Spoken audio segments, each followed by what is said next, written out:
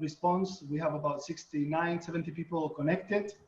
We had about 150 people confirm their interest, so I think we have a few more coming in.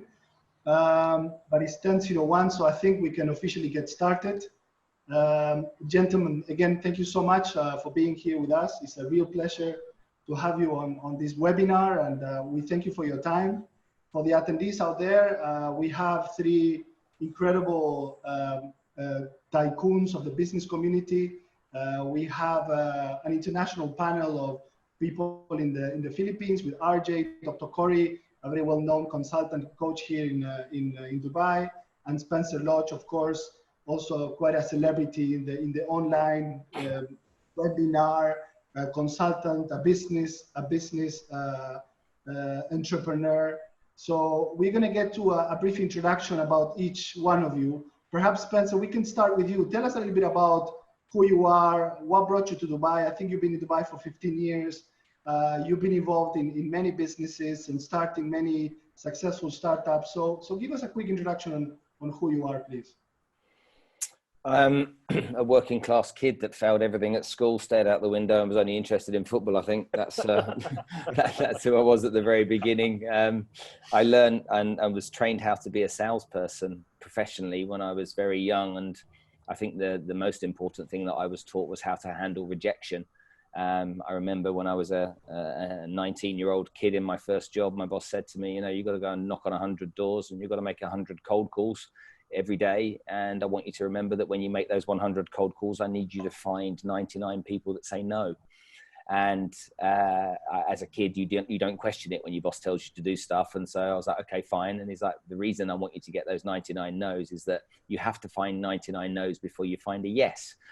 And so from that moment onwards, every time I made a phone call, whenever anybody gave me a rejection, anyone said no, it was like, okay, fine, no problem at all. I need 99 no's anyway. And so it taught me to understand that rejection wasn't something that a lot of people fear. And then I got from the office equipment industry at Rank Xerox in London into financial services. I've lived in 10 countries now, and I came to Dubai 15 years ago, again, building financial services businesses. And then decided in 2012 it was time to go and set up a business myself, and did that exactly after growing other businesses, and went through all the challenges I think that a lot of people go through. You know, your doubt, your self-esteem, your faith in things happening, and all that kind of stuff. And then a couple of guys walked in my office one day with a piece of software, and they wanted to do a JV with somebody. They didn't really know how to monetize what they had. I didn't understand the software. All of the competitors in my space they'd been to, we were the last one, and everyone had said no to them. So I was a bit offended at first. I was the last one that they approached. And then when we understood what they had, it enabled us to then expand our business out from being a financial services player to an insurance broker to a HR administration platform called Benapol that we've run and built out. But my passion has always been sales, like really always been sales. And I was offended by a girl, the most beautiful girl I'd ever met when I was a kid, in a bar, when I think she was hoping to meet an investment banker or a lawyer or something. And she realized she was being chatted up by a sales guy. And I realized that salespeople weren't really respected. And so for me, it was trying to get the world to understand that whether you're an accountant, a lawyer, an architect, in change management, if you're in administration, operations, whatever it is, if salespeople don't bring the revenue through the door, then you don't have a job. So show these guys a bit of respect and allow them to be people that are regarded as professionals. And so then I've built out a platform to try and train salespeople to be really effective at what they do. And that's got 27 years of my experience in. So that's pretty much what I've done. I've been lucky enough to build companies that are worth quite a lot of money now. But to be honest with you, it's because I've got epic people around me. I've got genuinely people that are way more talented than me that are building those businesses, and I couldn't have done it without them. So I suppose I'm an ideas man. I'm quite creative, but I've been very adept at being able to find really talented people that have been very loyal. I mean, some with me for 20 years, some with me for 15 years now. Right. Well, thank you for that. Thank you. And for all the attendees that are joining, we have about 95 people now connected. We're doing a small introduction onto our panelists and who they are. So Dr. Corey, we can continue with you. Tell us a little bit about your experience, your life here in Dubai, and you have to tell the story behind that duck behind you. Okay. Look, the duck is my spirit animal. And it's because it's very elegant looking creature. When you watch it on the pond, its feathers are all in place. Everything looks fine. It looks like nothing can ever possibly bother it. But just below the surface of the water where you can't see, it is paddling like crazy to get from where it is to where it needs to be. And so that's my spirit animal. Very elegant, very put together on the top, but underneath everything, I am moving like crazy to make everything happen. Look, in terms of my background, I'll give you the elevator pitch. I've been 8 years here in Dubai, 5 years in Yemen before that, 8 years in Estonia before that. I've started 7 companies of my own. I do academics as a hobby. I am a postgraduate professor of strategic management at Monarch School of Business in Switzerland. I hold 2 master's and 2 doctorate degrees, and none of that should be very impressive because I don't watch football and I don't collect classic cars. I read and write journal articles and training programs for executives. And now I've kind of earned the right in my life to do whatever I want. So what I like to do more than anything else is artificial intelligence and employee engagement. And so I'm a solopreneur in my 7th company. I am the only employee, and I take on the clients that I choose, and I basically just do whatever I want now, which is great. In times of quarantine, I can quarantine and still be at work. But it's been really, really fun. And so now I concentrate on those 2 things. So executive coaching, board advisory work, corporate restructuring, and employee engagement. I think those are my big people passions. And then on the technology side, it's artificial intelligence and augmented cognition. Excellent. Well, we're going to get deep into some of those topics. And of course, the topic of today is rethinking business strategies.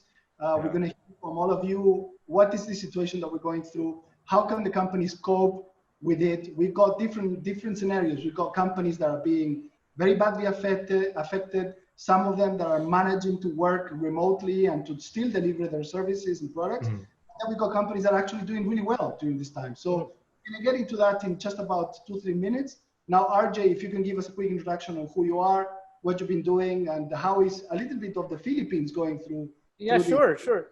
No problem. So thanks so much. Anyway, my name's RJ Ledesma. I'm actually a man of many hats. I wish I had just as many hats, like I shared earlier with Dr. Corey and Spencer over there.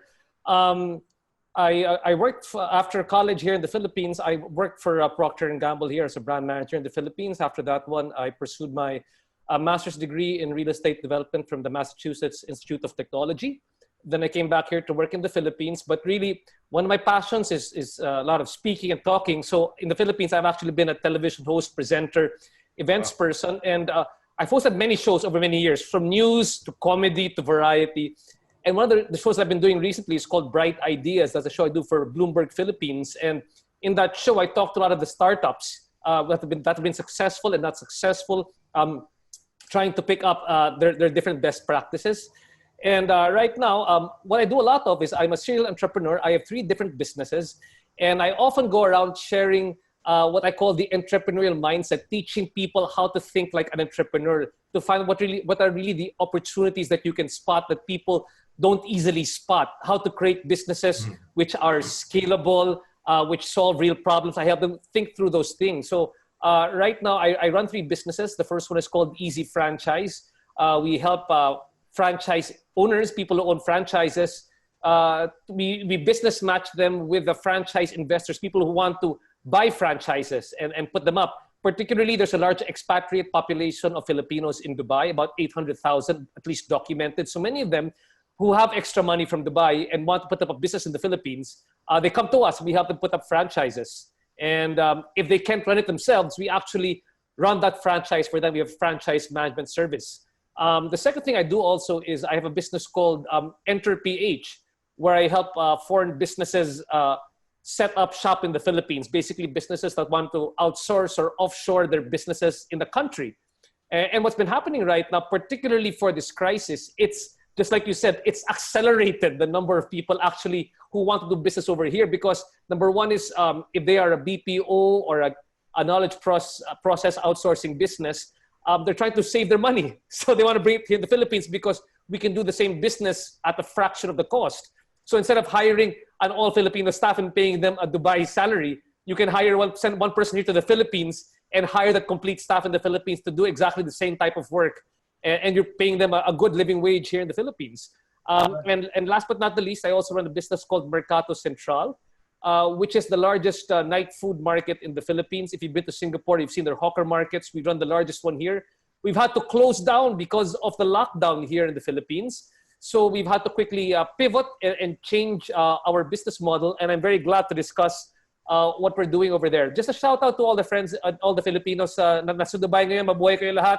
Ipagdasal niyo yung Pilipinas. We all need your help here right now. And of course, I go to Dubai a lot to give entrepreneurial talks as well. And we're hoping to get more Filipinos based in Dubai to help invest and help support the Philippines as we bounce back from this crisis. Great, RJ. Thank you. And we're starting to have a few questions coming in from the audience. Now, the main topic is how is this affecting? How are we adjusting to this? And who are the ones to benefit? So, Dr. Corey, if you can give us a quick idea on which are the industries that are doing well, which ones are the ones being affected, and most of all, we have a lot of our clients from Creative Zone here. We have about 100 people connected. They want to see how they're able to adapt to the situation. How can they make the most out of what's happening, and what's sort of the light at the end of the tunnel that is coming up. Sure. So, I mean, the basic rules of business still apply. Find a problem and solve it. That's how you make money in any environment. And so the environment has shifted a little bit, but those who figure out what the problem is, lack of ventilators, lack of medical supplies, increased demand for sanitizer in terms of product. If you identify those opportunities and you solve them, then you're going to make money. There's obviously going to be winners and losers in any major economic shift. But the winners these days that I can see, banks have a great opportunity here. FMCG has an amazing opportunity. Online entertainment, anything that produces entertainment online, like you mentioned, Stars Play is doing very well in this environment. Netflix is doing very well in this environment. Productivity software. So from a digital standpoint, anything that produces or supports remote working or remote transparency, that's helpful. Pharma is clearly doing well. Baby supply, I think, is going to do well, especially in about 9 months from now. Anybody that's producing products for babies, our future quarantines, TENS. Yeah, exactly. Yeah. It's going to be it'll be a whole generation like baby boomers, right? Like baby boomers after the Second World War, we're going to have COVID babies, right? So we'll have a whole COVID generation, and I don't know what we're going to call them yet, but yeah, in about 9 to 12 months from now, there's going to be a huge spike in children. So anybody, you have a certain amount of time now to set up a baby dedicated business and watch the demand come in. I saw this couple. The kids, COVID and Corona, they were twins. Yeah, COVID and Corona are twins. But yeah, those things are going to change. And there's a number of other things that I think that are changing now that will become norms, like the cashless society. So any digital solution for moving cashless is going to work well, because we're kind of moving away from the idea that money is clean. We now know that intrinsically, we know that money can be a matter of life and death for us. So we like the tap now. We like cashless. We like paying online. So shopping online, paying online, any kind of digitization of retail is going to work really well. And the losers, of course, are the ones that are going to lose their demand because of COVID. So malls, for example, we were talking about it earlier. I think small to medium-sized malls are going to suffer. Large-sized malls that have the ability to pivot toward experience, they will still win because we're humans, right? So 300,000 years of momentum in the back of our heads in terms of evolutionary development. We want experiences, we collect experience, and we collect relationships. That's what we do throughout our lives. We collect things, experiences, and relationships. So large malls that are experience-based will still do well, I think, post-COVID. But obviously travel and tourism are going to suffer in the short term. Again, because of the human need for experiences, I don't think they'll suffer too much in the long term, and there will be a spike in travel and tourism. So the challenge for for F&B and for travel and tourism is to maintain the bare minimum, but be ready to ramp up immediately, which is why, like, I'm prescribing to my F&B and my hospitality clients, don't let all of your people go. Don't fire them, don't cancel their contracts, put them on unpaid leave so that you don't have to re-onboard and retrain. So you have a standing army. This is basically what we'll call it a standing army. Maintain your standing army in F&B and hospitality, because once this is over, and it will be over at some point, we're humans, we'll kill this virus and we'll move past it. But when it's over, we're going to behave like humans and we're going to want those experiences again. Yeah. Spencer, we have a question for you from the audience. It says, question for Spencer. In this current environment whereby everything is locked down, how do we continue our sales momentum, especially for financial products where customers are a bit worried about job losses, hesitance to meet sales staff, and so on? I mean, you're an expert on sales and you advise companies through and their sales teams. What's the word out there at the moment? How do you deal with the momentum of your sales? A couple of things you need to take into consideration. I think you were talking about financial products there. There is a lot of people with a lot of money out there right now. A lot of people thinking there isn't, but we've had a bull run that's been for more than a decade. And so a lot of people have made a lot of money over the last 10 years, and not everybody lost it when the stock market crashed the other day.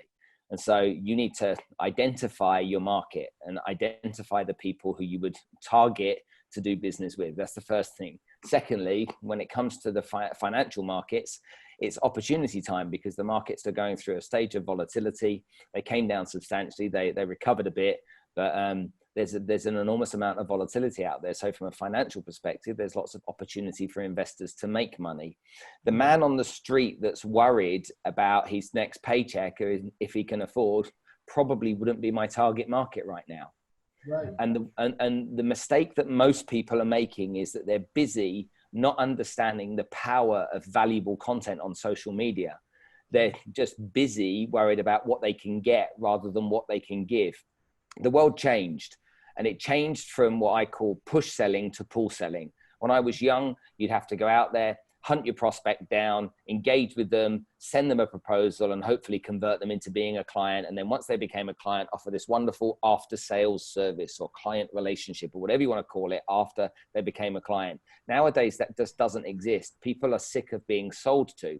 They want to buy. They just don't want to be sold to. So you have to position yourself as what I call a pull salesperson, which is you create massive amounts of value on a consistent and regular basis. You target that value to the audience that you want to do business with. And you'll find that those people will then start to know, like, and trust you. And because they know, like, and trust you, when it comes to making decisions, they'll be more inclined to do business with you than they will your competitors.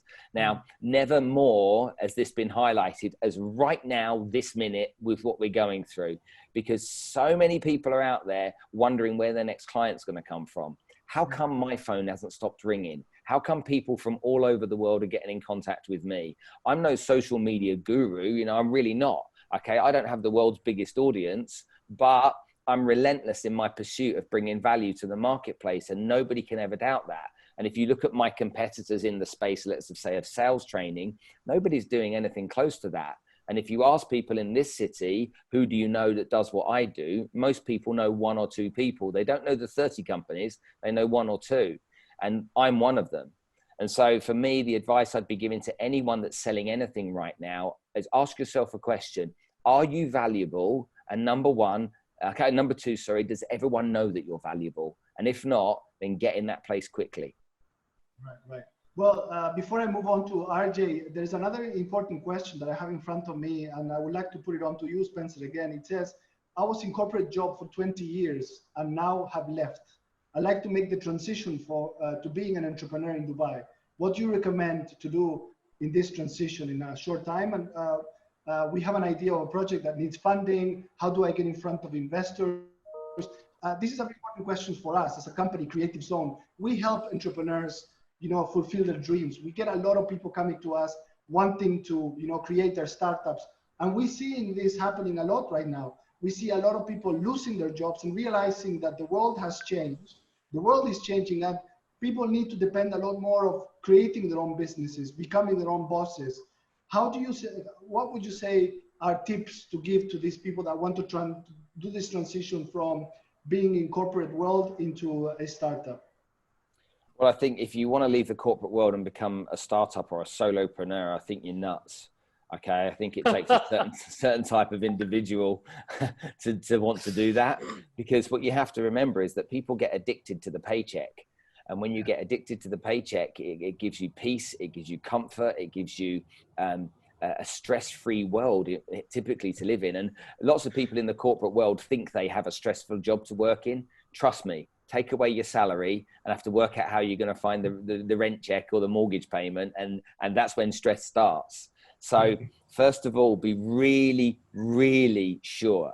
And the best way to be really sure is not to give up your corporate job. It's to stay in your corporate job and learn the skills you need to learn, and then apply them in your spare time to starting to build something. Now, if in this example, this person has already given up their corporate job, so I'll say a few prayers for that person. But okay, you've got to know what you want to sell, why you want to sell it, what your business is going to do, and who wants to buy it.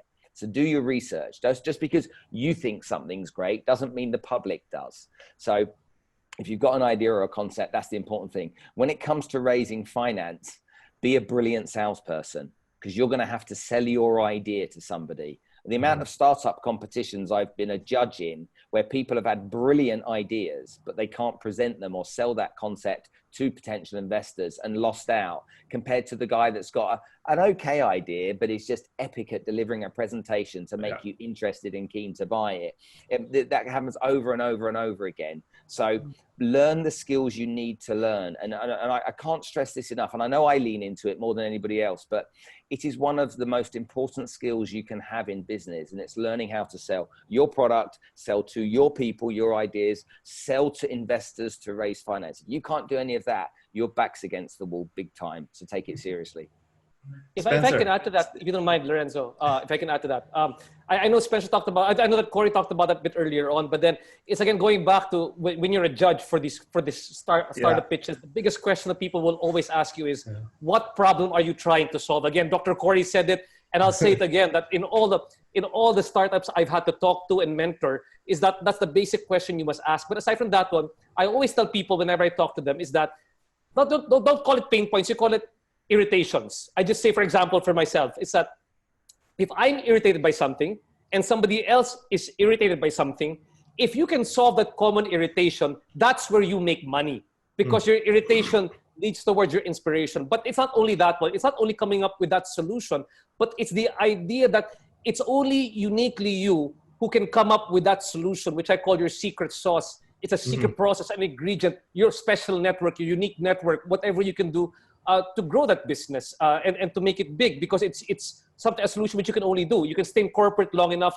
learn a specific skill. When you leave the company, you're solving a pain point that you know exists in the corporate world, but only you can solve it because you've developed that skill set to do that. Just for example, Let me ask you a question. If you were to set up a company now, to start a new company, today, this week, what would you do?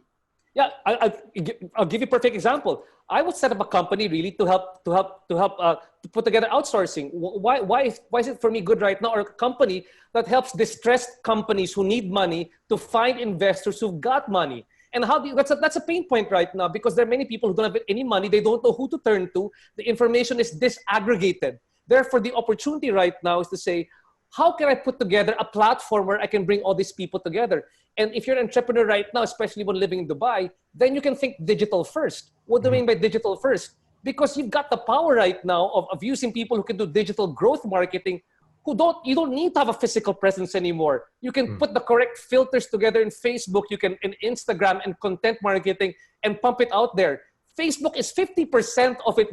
They're charging 50% of the ads right now. If you got the correct filters in place and you're able to put the ad that you can match people together, you can bring everybody onto your site, put that together, and come up with a site for how to help distressed companies. Not just, I can get Dubai investors to say, hey, Dubai investors, you've got money. I've got all these companies here in developing countries and the Philippines where you can put money in right now, and you use digital growth marketing to get to all of them. You're still solving a pain point, but you're using technology right now to solve it, and you're using the cheap costs of Facebook to do it.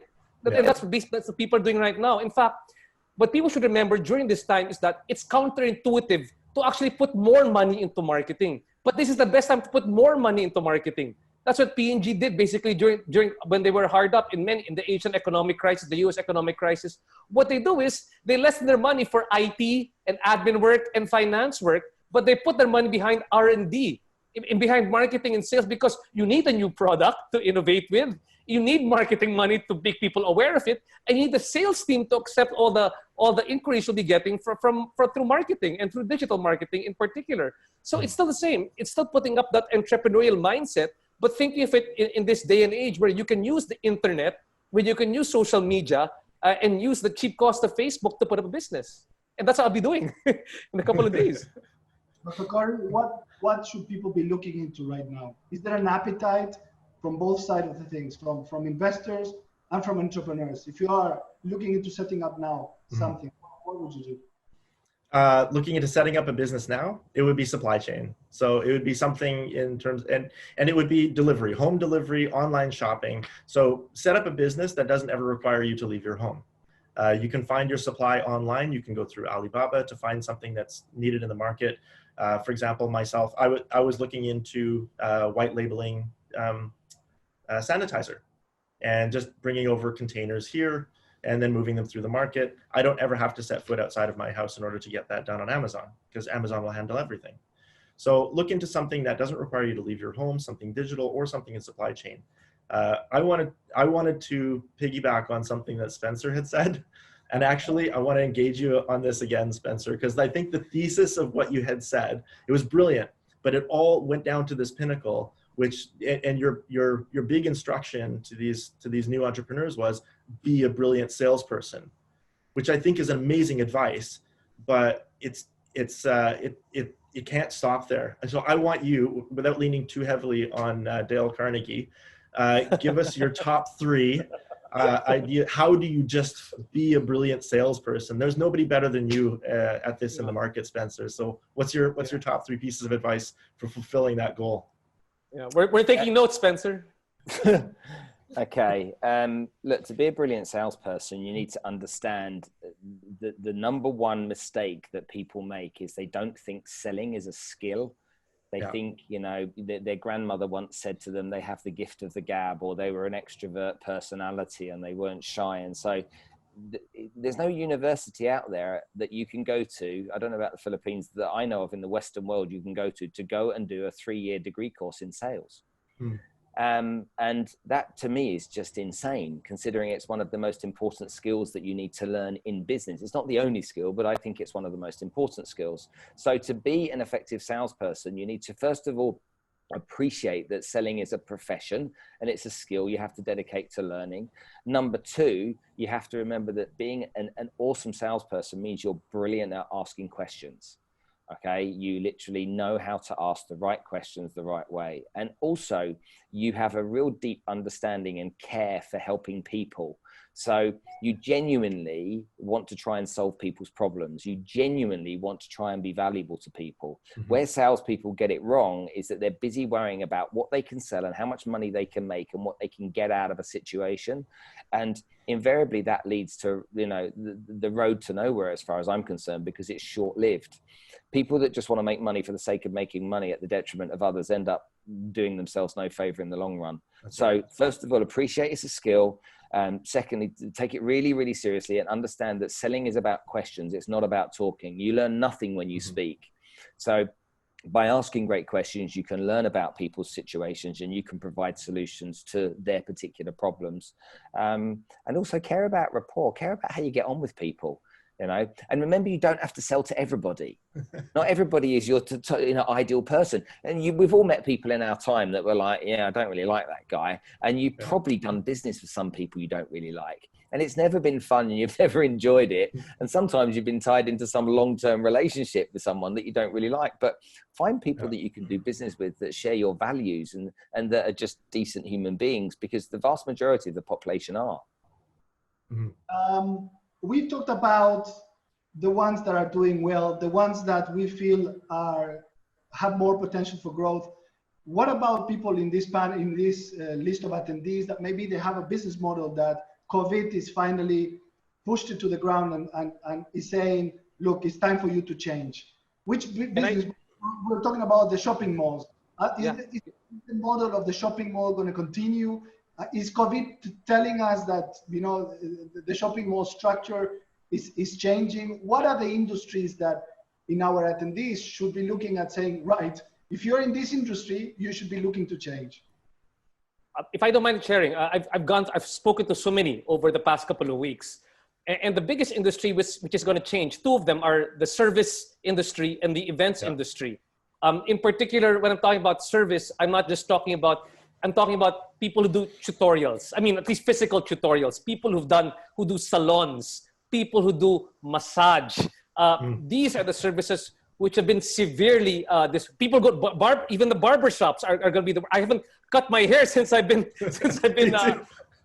yeah, I mean, we've had to order the things to shave your head in the house. So we're going to learn how to become a de facto barber here in the house.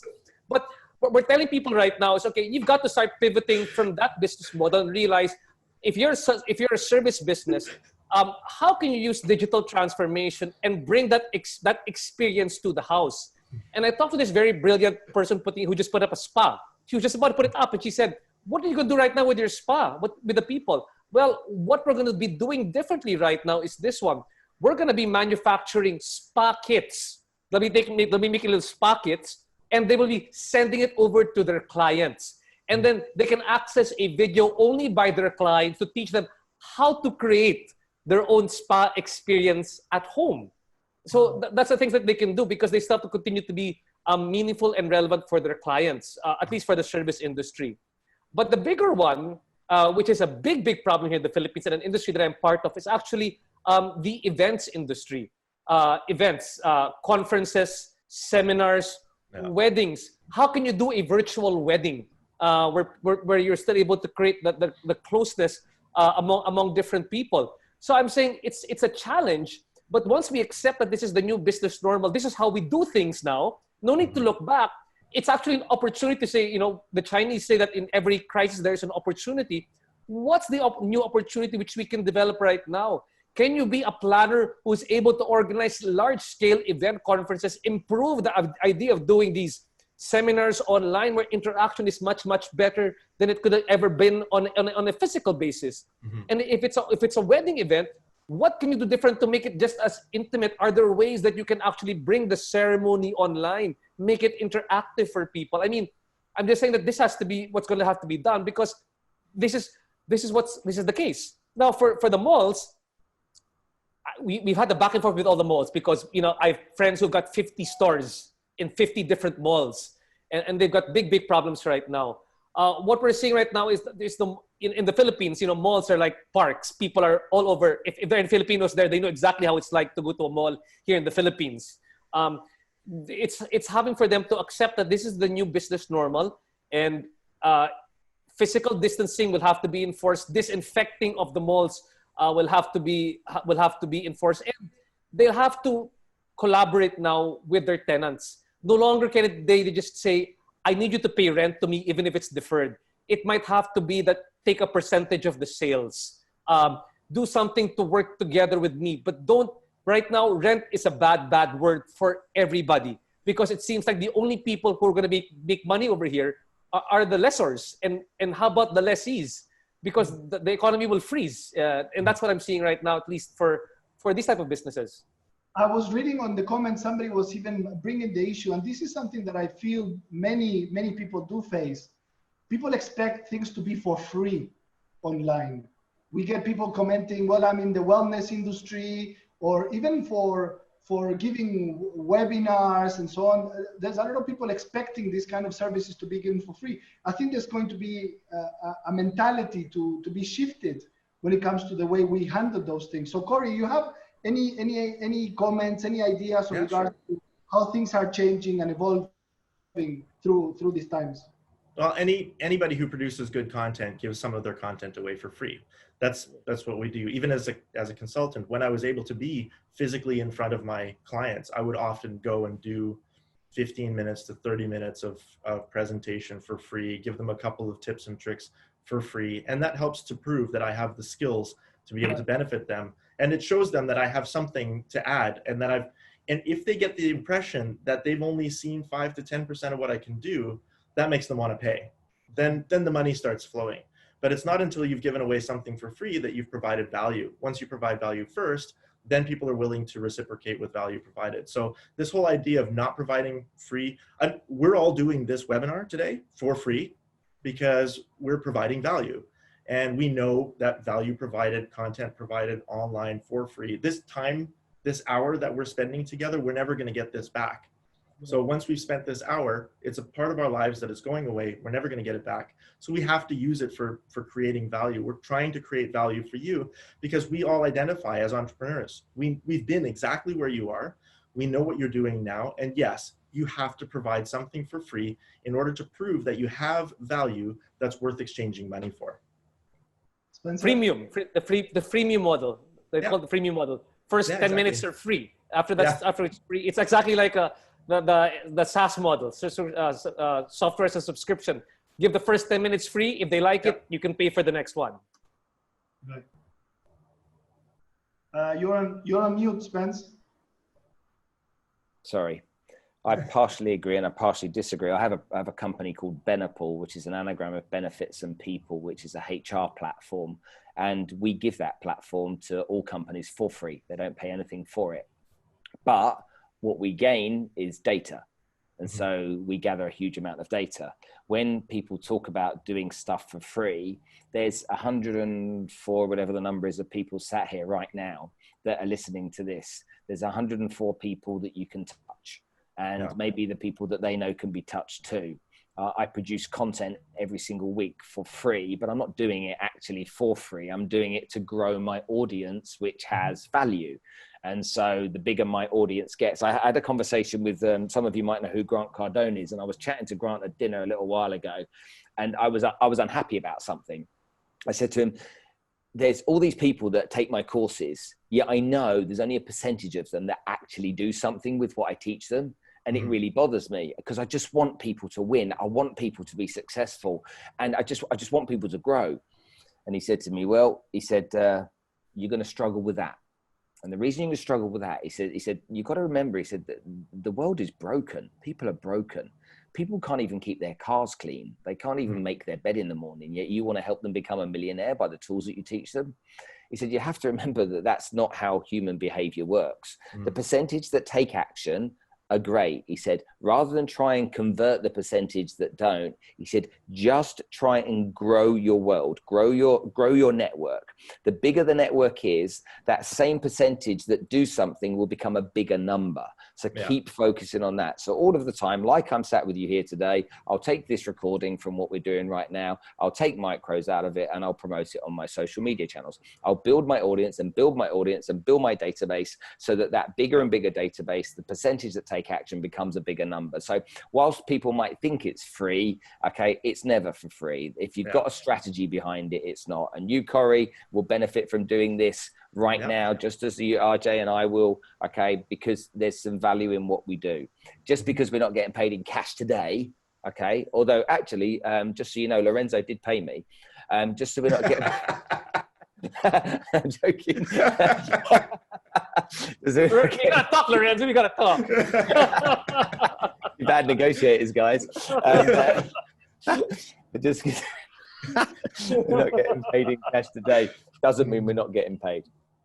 Yeah, no, it's a good point. And actually, I mean, you're very much right. And in a way, I think it's fair. And again, we thank you for your time and effort.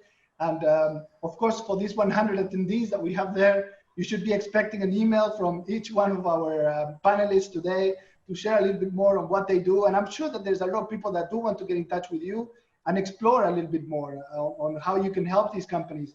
A lot of the people in this list of attendees are clients of ours that they're going through changes, that they have their own businesses, that they want to work out, what's the next step for them, the future. So I'm sure that there's a lot of possibilities of keeping this conversation open. So we will continue this going forward. So just another 8-10 minutes before we close. Some conclusions of this. What can we expect, RJ? Are we close to going back to normality? Is the normal going to take a while for us to get to? What do you see happening in the coming weeks? Yeah. Well, I really love the discussion that we had with Dr. Corey earlier on, that the perspective we've got to take over here is that this is like, it's a war. And we have to think of it, how is it like after, how is it during wartime and after wartime? And the thing is, there's going to be a lot of innovations which occurred during wartime. And during all recessions, during all these different times, what basically happened is that you always think of it this way, that there is an opportunity that comes out of the crisis. I mean, businesses like Airbnb and PayPal came out of this crisis. You never know that some business models that you might have come up with during this crisis might actually become a viable business model. Let me just give you an example from my own business, which is Mercato Central. We have the largest night food market here in the Philippines. And what happened? We had to shut down. And we were serving 50 plus small food vendors.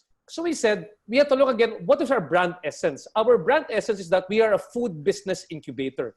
We can do it by a physical platform, a brick and mortar structure where people can go to.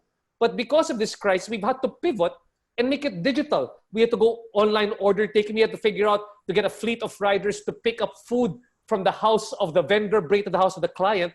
But we're realizing with that growth of the online delivery, there's such a big underserved market right now of small food vendors who have no way to sell because they don't have a formal store, but there's a big market who wants their food. And we realize that even after this crisis is done, because this is the new normal, people won't want to leave their houses, that they want to get home cooked food, not anymore fast food. We can even grow this business out of this crisis. It might become our new business model. No need to have to actually put up physical stores. We can do what we call right now cloud kitchens, and just have people do their own kitchens from all over Metro Manila, and just say, here, take the order from here, one touch point, but we will deliver to you anywhere. So there are many opportunities which are arising from this crisis. So I don't see it necessarily as a bad thing for people. It gives us a chance to retool our stretch our entrepreneurial resiliency. And another thing people need to take a look at right now is there's so much opportunity. Corey was talking about the idea, of course, of delivery becoming a key thing. You know, another big market which I see coming up is, can we develop more health and immunity boosting products, food, services, massage? You know, can you do those spa services which build your immunity? All these different things are going to be growing.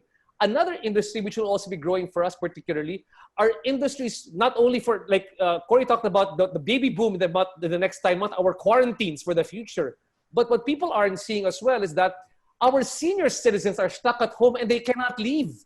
And our pregnant women are stuck at home and they cannot leave. This is a pain point. This is an opportunity. How can we serve these markets? So I'm saying that right now, although there's a lot of different opportunities, there's so much problems that we're experiencing, it doesn't mean that there isn't new opportunities which we can create. And these opportunities might be your next big business. And that's why I'm still, despite this, as an entrepreneur, I'm still very enthused by all these developments. I do all these talks with Spencer and Dr. Corey and you, Lorenzo, because I learn so much from what the people's problems are. I'm building my network and I'm learning how to solve problems which nobody can see, because only I can see the big picture, which I'm sure is Spencer and Corey are seeing, because every time we do these talks, we see the bigger picture and we solve more problems. And I see there's quite a few examples that you're putting out, that things that perhaps could be implemented here in Dubai and the other way around. So the reason why I wanted you to be here is because you could give us that other side of the story of what's happening in the Philippines, what's happening in other countries. I think this is giving us great value, RJ, and we thank you for that. Dr. Corey, your take, what's the future like? What's coming next? Okay, so again, we have to look at this as a war, but it's not a war between people, it's a war between species. And we've always had times of war and post times of war. So there's always been, during a major world war, huge economic and sociological shifts. So after the Second World War, for instance, women working blue-collar jobs in the Western world, that became a norm and it didn't go back. So some things changed. The pivot of manufacturing from cars to ammunition, that changed, and then it pivoted back. So now we have the similar kind of things, like car manufacturers like Ford and GM are pivoting toward the manufacture of ventilators. It will probably pivot back after the wartime is over. But some changes, which are actually accelerants of sociological shifts that have been happening over the last decade, they probably won't pivot back. Things like remote working, cashless society, that's not going to pivot back. Home delivery, online shopping, even for fresh fruits and vegetables, that probably won't pivot back. That'll probably grow into a new norm. So those are the things you want to pay attention to, is the kinds of things that make our lives easier and more convenient without robbing us of the basic human experience, which is connection and experiences and collecting things. We collect stuff, we collect experiences, and we collect connections as humans. So those things probably won't die away, but instead, the digital platforms with which we build connections, with which we collect stuff, and with which we collect experiences, those things will become accelerated. Will the way that we do business change? I mean, we can see now that it's not that necessary to jump on a plane, go to Riyadh over the weekend and go and do 2-3 meetings. I think this is teaching us that there's ways to change this.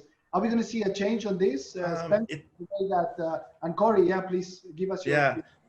Just really quickly, I don't think this is going to change permanently. The reason is because we have 300,000 years of evolutionary psychology in the direction of needing to make eye contact, right? We build oxytocin through eye contact, through physical touch, through being within proximity of each other and recognizing each other as non-threats, right? We're animals first. The civilized competition of business is only about 300 to 500 years old. That's pretty young in the span of human history. So we'll probably revert back to those old ways, those old best practices of doing things. And we'll want to see each other face to face because we're humans, not resources. So those things will probably pivot back. And I guess that's going to even gain back in value, right? Because I think we're going to go through a transition and say, okay, well, let's have all these calls through Skype and Zoom and so on. But then suddenly the guy that shows up to the meeting is going to then have value, right? Absolutely, so, yes. Yeah, absolutely. Things, Spencer? If you remember many, many years ago, before the internet, we had this thing called mail shots, and they'd come through the door. Junk mail would come through the door, the letterbox. And what would happen is mail would come through the door and you'd pick up the mail. You'd take the first 8 envelopes, tear them up and put them in the bin. And then you'd look at the other one that had a bill and the other one was a letter. And so that's what you'd do with your mail. And so most of the time, whatever came through the letterbox, you weren't that interested in. And then obviously what happened is the internet came along and emails came along and people started to get emails, and the open rate on emails was extremely high. And then the open rate started to go down. And then all of a sudden these things came into our outlook, such as spam and junk, which were all new to us, but we started to get comfortable with that. And then we realized that most of the emails we were getting were spam or junk, and some of them were valuable.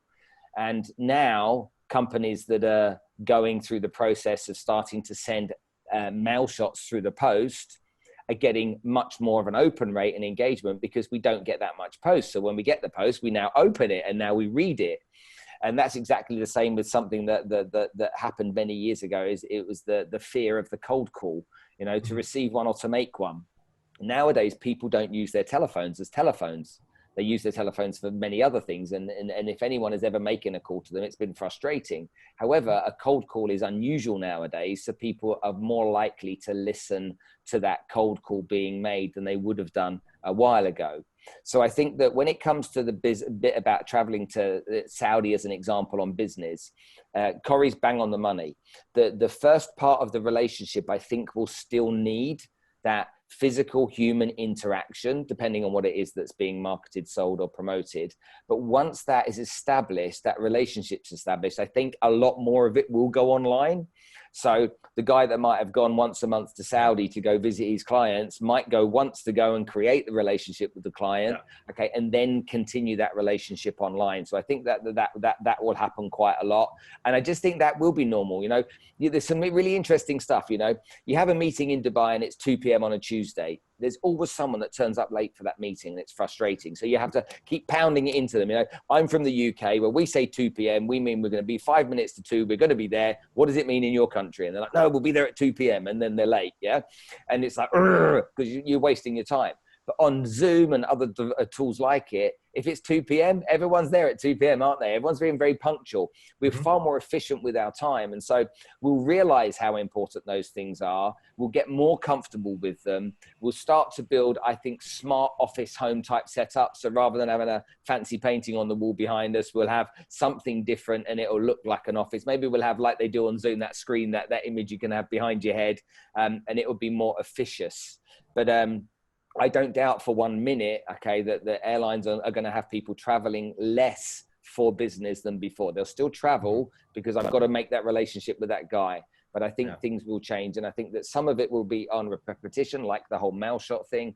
But I also really do believe that, like RJ said earlier, okay, whether it's Uber, Slack, Square, WhatsApp, Airbnb, Pinterest, which all were established at the back of the financial crisis, this just opens up for creative people to start thinking about problems and solutions and how they're going to implement them. And there'll be some light bulb moments, and some of them will take off and they'll be great, and some of them won't. Most of them won't, because they won't be well thought out enough. And the ones that are great will solve the problems of our current time and our current thinking, just like Uber did all that time ago. I remember when it started, I'm like, what do you need that for? And then 5 minutes later, I had the app and I was addicted to it.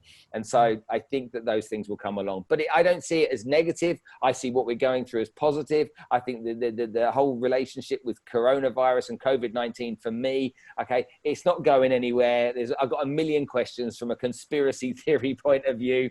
Okay, there comes a point where we have to go back to work. We have to. All right, because people need to buy diapers for their kids. They need to put food on the table. There comes a point where that happens. And so the virus isn't going anywhere. And whether you want to link it to 5G or not is a whole nother conversation. But the fact is, we are going to have to go back to work.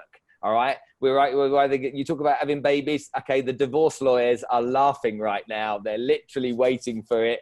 Okay. All those people living in nice big houses might be having babies. Those people in 1-bedroom apartments, it's over. So all those things I think have to be considered too. Oh man. On our things, we're still very much impressed on the entrepreneur community, the startups in Dubai. They, as you say, Spencer, you have this community of people that they still want to move forward. They still want to do things. We are daily still setting up companies. People are eager to keep on going. Of course, we are adapting and trying to help those that are being affected with the clients that we've had for many years. And thank God the government itself and the authorities are putting forward some flexibility in the ways that companies are being renewed and stuff. So everybody is taking part of helping each other and adjusting. But I think it's what RJ was saying. It's the amount of opportunities there are still immense. It's a matter of shifting our minds into understanding what are those and just jumping on those opportunities. So just actually, Lorenzo, I was going to say, talking about your startups in Dubai, why don't they put this in their minds? Why don't you think of a startup that solves a pain point that is caused by COVID-19? I mean, that's one of the first things that the startups can think about right now. And it's you guys are actually in a great position because you aren't as hindered as we are here in the Philippines, where there's almost a lockdown in the country. We can't move around. At least you've got some resources. You can see what's happening around the world. And you've got the technology to fix up those problems here right now, whether it is a solution for COVID in terms of fintech, secure tech, insure tech, health tech. It's all there. And Dubai is placed in just the right position right now. Being in the Middle East, you can help North America or Asia or Africa. Look, to the attendees, we've received a lot of other questions. We are going to keep all these questions, and we're going to address them one by one. We're going to send these questions to our panelists, and they're going to be happy to get in touch with you, see how they can help you with some of your queries and so on. Corey and Spencer, one final comment. Corey? Don't give up hope. We, as a human species, we have gone through a lot worse than this. This too will end. So don't allow COVID to drown out your hope. Try to remember that the majority of human experience is based on relationships and connections. So maintain those physical connections with whom you can, and maintain those emotional connections with whom you can. We all thrive on oxytocin, dopamine, and serotonin. So treat yourself like a human. Look for those experiences and you'll get through this. It'll be fine. Spence? If you think you can or you think you can't, you're probably right. And right now, this is all about mindset. So you've got to get your head in the right place. And if your head's in the right place and feed it, learn, spend time learning, spend time educating yourself, but get your head in the right place. If you're walking around with a fear mentality, you're going to lose and you're going to suffer. And that doesn't serve you. And more importantly, it doesn't serve your family. So get yourself in the right headspace and realize that there's lots of people out there seeing this as an opportunity. So you need to get in that place too. And then remember, with that, a massive amount of work ethic, and you might just get somewhere. Yeah. RJ? Yeah. Just going back to the entrepreneurial mentality that Corey was speaking about. And as an entrepreneur, number one is go back to, again, the idea that if you are a small and medium-sized business or a startup, again, it's all about solving a pain point. And when you solve that pain point, how can you solve it in a specific way that only you can solve it, something uniquely that you can do? And you need to figure out also, is your business something that you can grow? Is it scalable? Is it something that will solve a big problem? But more importantly, the thing we remember, especially in business, in this day and age of social media, in the internet, is that disruption in business is the new normal. And particularly for business, it's disruptive innovation. Whatever business you are will be disrupted. This time around, the disruption did not come from a technological improvement. The disruption was a black swan event, which was a once in a million event, which was COVID-19. But it's still disruption. Disruption is still the new normal. And what do you do when your business gets disrupted? You have to review your pain points, right? You have to review your business model. You pivot again, because that's what entrepreneurs do. It's a constant, infinite game, like Simon Sinek talks about, where you're always trying to solve new pain points, because that's what it's like. But for many of us, I know for Spencer and Dr. Corey, we thrive on these pain points. We thrive on these pain points. We thrive on solving these problems, because you know what? Aside from being resilient, entrepreneurs are either blessed or cursed with the idea of eternal optimism, that we're always going to find the solution for this problem. So guys, together, let's bounce back together from this. We will find the solution to this problem together. Guys, thank you so much. We cannot thank you enough for this session. I think we maintain an attendee list of about 100 all throughout. It's been an amazing session. We thank you so much. We look forward to keep on working with you. I have one thing that I really like out of here that somebody's commenting, and I give you 1 second each. People are asking what book to read. Give us, each one of you, one book to read during this time. Corey? Work Rules, Laszlo Bach. By who? Laszlo, Work Rules. Spencer? A great book right now, Indistractable by Nir Hiel. And get a read of that, because you need to be indistractable. RJ? For me, it's read the book on business model generation, because I think that a lot of businesses nowadays will be about outsourcing part of your business model. You can't do everything in-house right now. So you're going to have to learn how to do different business models in this age of disruption, in this post-COVID world. Just a couple of things. Lorenzo, if anybody wants to do business here in the Philippines, if you want to think of outsourcing or offshoring businesses here to the Philippines, because it helps you bring down costs, you're working with a large Filipino expat community, you think you can do more productive work by bringing business over here, please get in touch with me. My website is enterph.com, or Lorenzo can also provide my contact details. Again, thanks so much for the opportunity, guys. Attendees are asking, can you guys write your email addresses there on the chat box, and then people will be able to contact you directly. And to the panelists, we're going to be sending all of these contact lists to all of you, so you can feel free also to contact them individually and engage in conversations. So we'll leave that open so that people can copy these email addresses. But again, guys, thank you so much. It's been a real pleasure. We're going to send these email addresses to all the attendees as well. It's been an immense pleasure, guys. Thank you so much. My all pleasure. the best in this time, and I'm sure we're going to catch up again soon. Okay, God willing, inshallah. Thank you, guys. Thank you, RJ. Thank you. Thank you, Spencer. All the best. Bye. Thank you to the attendees.